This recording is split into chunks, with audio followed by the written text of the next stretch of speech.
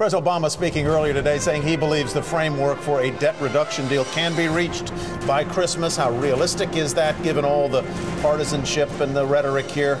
Joining me now, Senator Kent Conrad, a Democrat from North Dakota, and the outgoing chairman of the Senate Budget Committee because he's retiring. You said earlier that all these CEOs are really just down here to recruit you in retirement, right?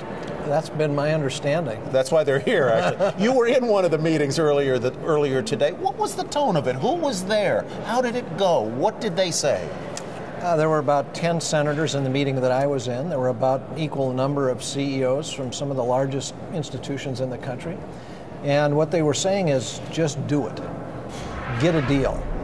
Understand the urgency of this matter, because they believe that if we don't get an agreement, at least a framework agreement, that there'll be real consequences in terms of slipping back into recession, losing jobs, losing growth in the economy. Do the senators get it? Do they specifically get the ideas? We've seen already today, when the Speaker speaks, Ms. Pelosi speaks, the President, the markets go up and down. Right now, when they're listening to you, they're probably going, well, what is Conrad saying? He's a key player here. I better listen. Do they get it? Yeah, I think most do.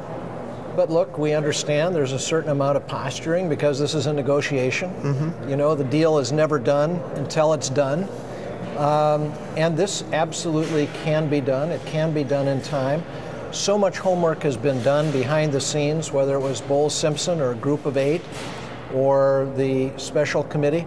So a lot of the hard work is done. They really have to pick an option. Have the differences been narrowed? No question. The difference has been narrowed in 2 ways. One, most Republicans, or at least many now, recognize revenue has to be a part of it, and it's got to be real. It can't be phony. And I think most Democrats recognize you've got to do something on the entitlement side of the ledger in terms of spending, because that's the part of spending that is growing most rapidly. So let's go to that. You're an outgoing senator, and so you don't have to face the electorate again, should you choose not to. Specifically on Medicare and Medicaid, what is the single reform that you think would do the best job, that you would urge your fellow Democrats to accept as a way to slow the growth in Medicare spending? Is it raising the eligibility age, raising the amount that the wealthy have to pay, co-pays, et cetera? What is it? Look, I have voted for all of the above, and I did it when I was running for re-election, so it wasn't a political thing with me. I believe deeply that we got to get the country back on track. We're borrowing 31 cents of every dollar that we spend, so clearly that's not sustainable. We know that our debt is now over 100% of our gross domestic product and headed higher. So we know steps have to be taken. The fastest growing part of federal spending are the health care accounts. We're spending $1 in every $6 in this economy on health care. So the specific way to cut that, what is it? My number one recommendation would be better coordination of care for the chronically ill. 5% of Medicare beneficiaries, 5%, use 50% of the money. Mostly end-of-life care, right?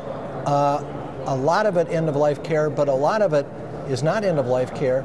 It is for the chronically ill, people with multiple serious conditions. We do a very poor job of coordinating the care for those people. As a result, a lot of money is wasted. One final question very quickly on farm subsidies. Important in your farm subsidies. Absolutely. Which ones could you see cut?